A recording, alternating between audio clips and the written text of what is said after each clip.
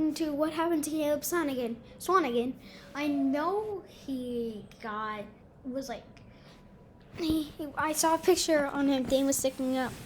He was like, I'm not trying to be mean, but he was like big, like way bigger than his normal, like when he was in the NBA. And so we're gonna be reacting to what happened to Caleb Swanigan. It's on Jim Marines. I'll put the link in the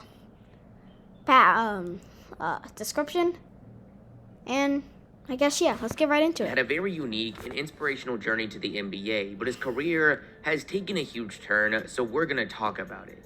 I was going to do a mock draft for today's video, but I decided to wait till the play-in is over to get the final lottery order. My stats are telling me that well over half of you guys that have been watching the videos lately still aren't subscribed. If you guys want to know when that video is coming out, hit that subscribe button. Let's get 69 likes on today's video, and let's hop into it.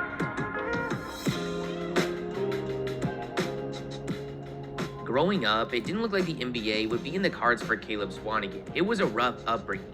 His father was dealing with addiction, and he was one of 6 children from his mother. Him and his siblings were raised in unstable housing situations and homeless shelters. This environment surrounded Swanigan with very unhealthy habits. His daily diet featured the likes of sugary cereal, ice cream, and pizza. Imagine just eating sugar every day. That would be so bad for you. And you could tell, like, I think he's like 12 in this picture. He's crazy huge. Like, not good. Like, not good huge. His father dealt with weight struggles himself as he passed away at age 50, standing at 6'8", 500 pounds.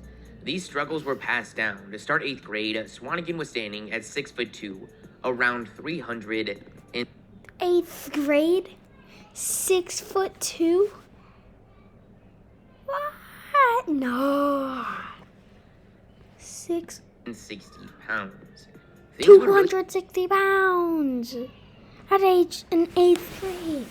That is like, what, 12 years old? They start to turn around for Swanigan when at 13 years old, former Purdue football star Roosevelt Barnes, who's now a sports agent worth around $14 million according to Forbes, adopted Swanigan and moved him to Fort Wayne, Indiana. This finally gave Swanigan a sense of security, as he'd already been to 4 different middle schools and 9 different elementary schools. Here he went through a massive body transformation. He was still a pretty big guy, but having a better living situation and jumping up to 6'9" allowed him to get in much better shape. He got down to around 265 pounds and really started to dominate the basketball court. For someone of that frame, Swanigan had a great all-around ability with the ball in his hands. As a senior, he would average 23 points and 14 rebounds. He would graduate as the 9th-ranked player in the country. He went from being a 360-pound 8th grader. Wow, that's crazy. He went to Purdue. He was 6'2". Was like 300 pounds nearly, and when he was 12, and now he's signed to Purdue. So that's just an inspirational story, but that's crazy. Living in and out of homeless shelters to being one of the top recruits in the country. He had offers from practically every top program. At one point in 2015, he had verbally committed to Michigan State, but ended up deciding to decommit and follow in the footsteps of his adopted father and go to Purdue. He went into the season with a shot at going one and done, but after a freshman year, that saw him average just 10 points and 8 rebounds, shooting 46% from the field. He decided to come back for his sophomore year. Sorry for the background noise. I'll close the windows. Just the trains driving by. At this point, he was able to get in the best shape of his life, weighing in at around 245 pounds. For reference, that's 40 pounds lighter than Zion Williamson's current listed weight.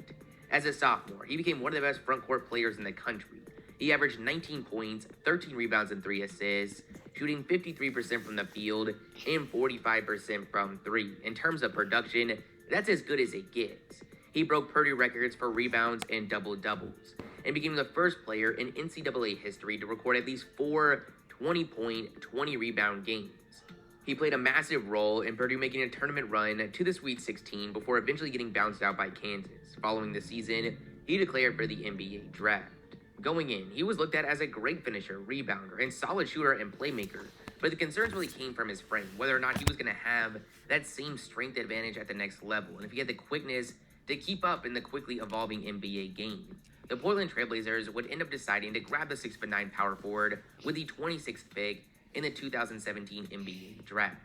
His NBA career would get off to a great start. During the NBA Summer League, he would average 16 points and 11 rebounds, leading the Blazers to the Summer League championship game. They would eventually fall short to the Lonzo and Kuzma-led Lakers, but Swanigan was able to earn himself. Sorry, that's just inspirational.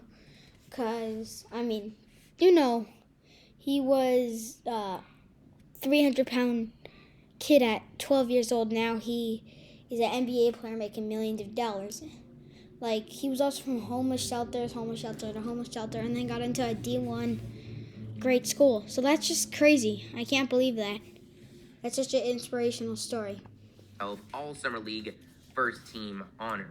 He would spend his rookie year bouncing back and forth between the G League and the main roster. On the main roster, he played just 27 games, where he averaged just 7 minutes, 2 points, and 3 rebounds. In the G League for the K in charge, it was much more impressive, as he averaged 14 points and 12 rebounds, shooting 50% from the field. In his second season, he again didn't have much of a role and was going back and forth to the G League.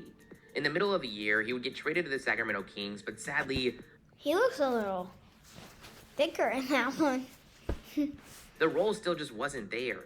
He played a total of 10 games before eventually getting traded midway through the following season again to the Portland Trailblazers. He would average just 3 points and 5 rebounds for the rest of the season.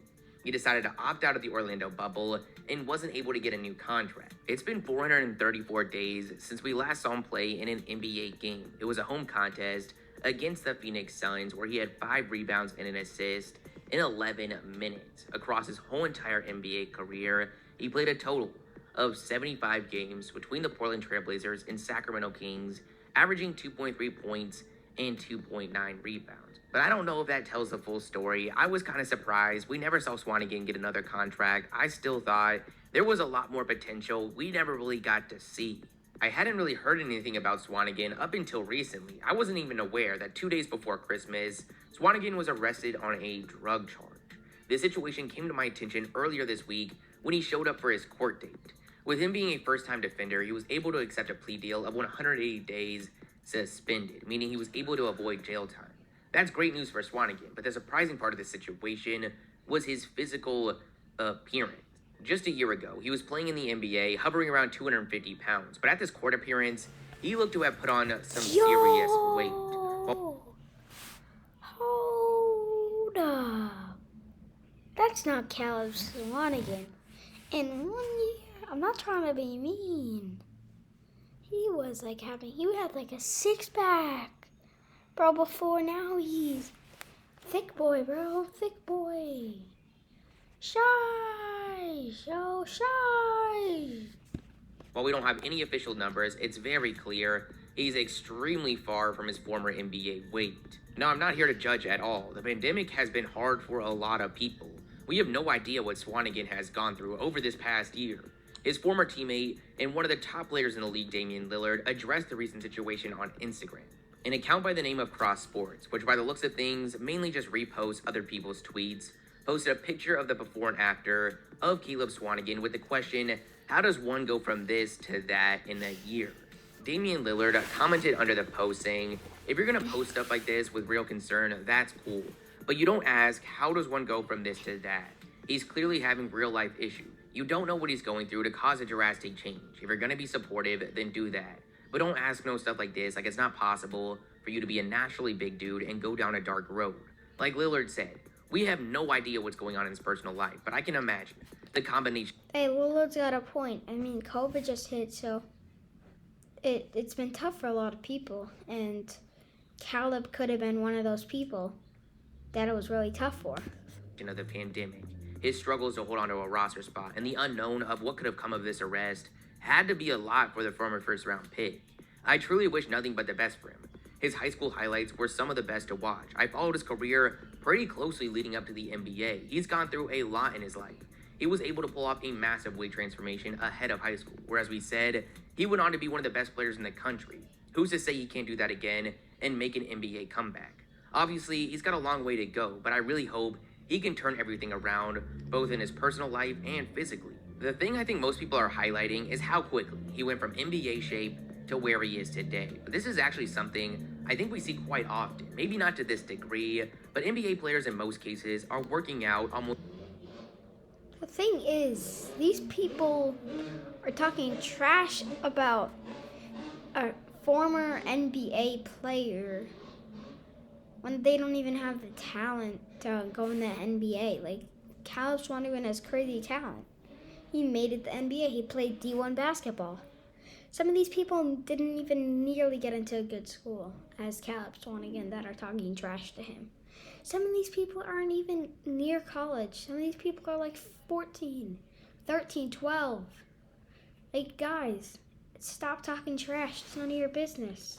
Almost every single day, often eating a lot to keep up with all those calories they're burning on a daily basis. When a player retires or no longer has a contract, they often slow down in their workouts, but maybe keep a lot of those habits such as eating, causing them to pack on weight pretty quickly. That compounded with the pandemic, where a lot of people were in their homes for a very extended period of time, and the past weight struggles that Swanigan has openly struggled with, you start to get an idea of how this might have happened. I really hope this isn't the end of his basketball journey. But that's the end video, guys. You guys give me your thoughts in the comments below. If you liked the video, make sure you like and subscribe. And peace. What do you guys think? So that will do it for the video. And I hope you guys enjoyed.